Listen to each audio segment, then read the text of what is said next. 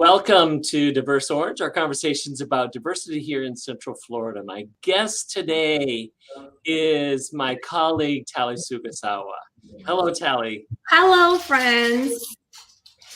Well, Thali, you have made a mark here in Central Florida. How long have you been here in Central Florida?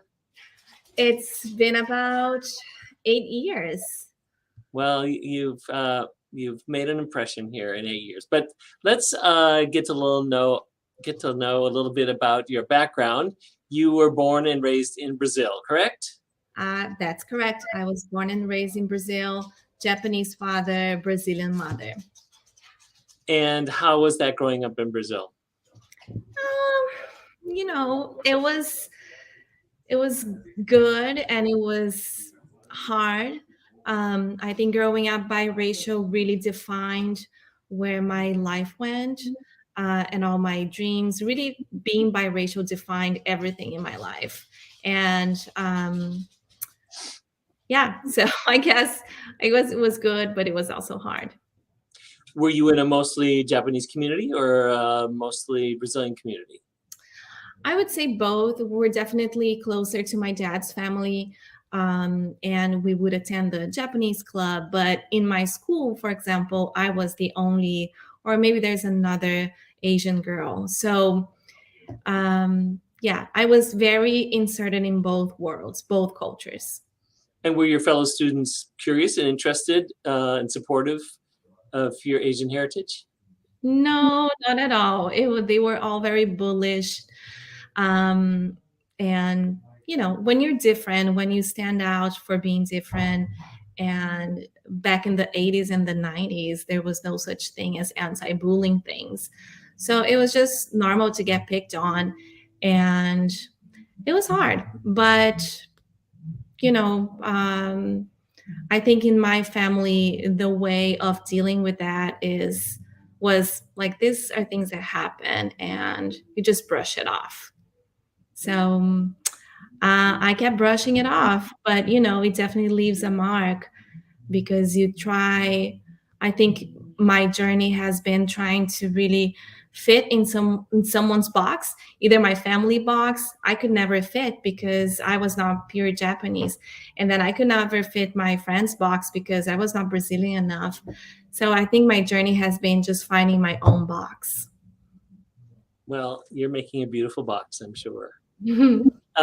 So I know that a trip to Disney put this dream of living in Central Florida in you, and you've arrived here 8 years ago or so. Yeah. Have you felt like you were embraced? Oh, 100% or 200%. Yes, I had this dream of moving here, and that dream started when I was about 9 years old, when I came to Disney for the first time and I saw people speaking different languages and looking so different, and kind of no one cared. Everyone was just there in that same place, living their best lives. So a 9-year-old me was like, I'm gonna move here one day because then I can just be me. So it took me a long time, but I finally made it 8 years ago. And like I said, everything in my life really revolved around this being biracial and wanting to just have my own box, not being at a place that I had to be in this box or this other box, because I was never going to fulfill their expectations anyways. So moving here was a huge dream. And then again, everything in my life was kind of direction to fulfilling that dream. So that happened 8 years ago, and I definitely felt very embraced. And I have to say, Terry, that a big part of it is thanks to you. Like, you were one of the first people who embraced me, who gave me a lot of opportunities, not only just to be myself, but you definitely saw something in me, right? You saw something, you're like, do you want to do this work with me, which is FusionFest? And I said yes. And we've been doing this for 6 years now. And it's been definitely an amazing journey. And you play a big part in my life. So thank you. Well, you're welcome. Thank you. So homes sometimes have names, and you are creating your own box. What's the name of your box? Oh, that's so interesting. Um, Good question. I don't know if I have a good answer for that. I think the name of my box is it's a big box that everyone is in, I guess. It's a box that it's very inclusive. It's a box that it's a constant learning. People were constant learning. I am constantly learning new things. So it might be a box that it's always open to. I don't have a short answer like a name, but I will come up with something. You're good with names. Maybe you can help me with that. Are there some people that you would be a little distressed if they came into your box? Oh, yes.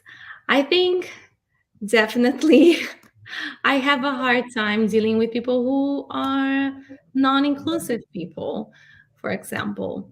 And probably this has to do with my journey. So I would have a hard time with those people. But if there's one thing, one big takeaway that I got from working with you is not being so reactive and giving people who are very different from me, who I don't think maybe have the right morals in place, to still give them a chance and to hear from them and to listen their stories. So I am trying. Well, it's not easy to do, but Yeah. I congratulate you for trying. So, what do you see as your future here in Central Florida?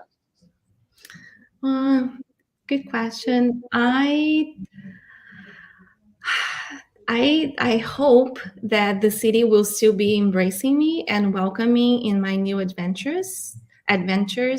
Um, I'm leaving FusionFest after again 6 years, and it was an amazing journey.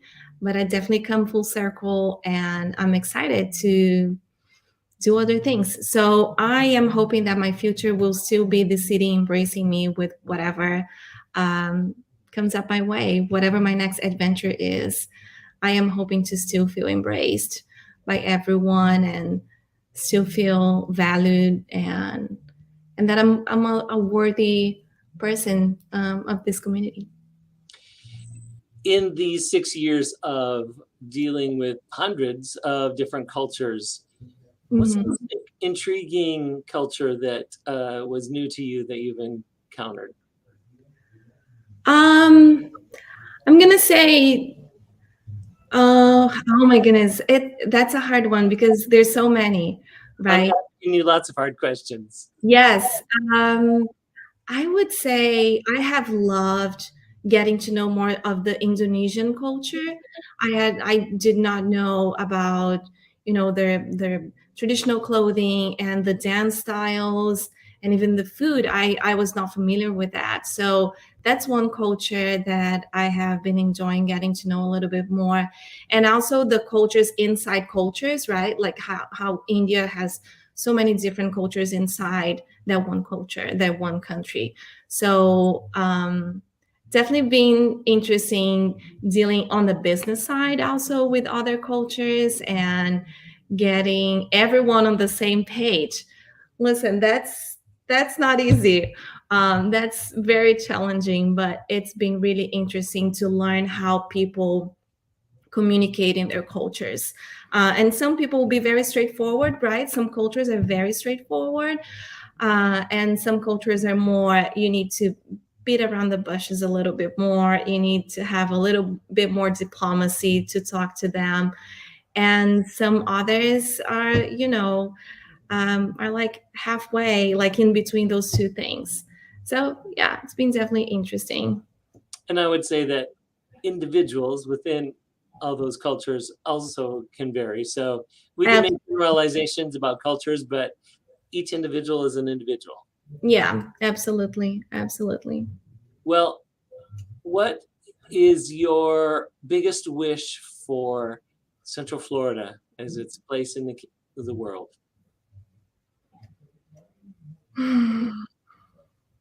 I definitely want Central Florida to be known as an embracing community. I think it is known as an embracing community, but recently, I think what we've been seeing in what's happening right now with book bannings and some laws that are, completely disregarding an important part of our population, and that is sad. So my hopes for Central Florida is that we can turn this around and we can stay inclusive, that we can stay kind, that we can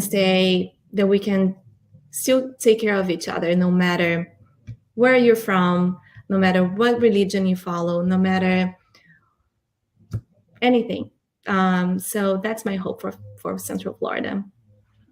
Great. Well, our hope is that we will continue to see a lot of you, Thali Sugisawa, and that and your dreams will come true here.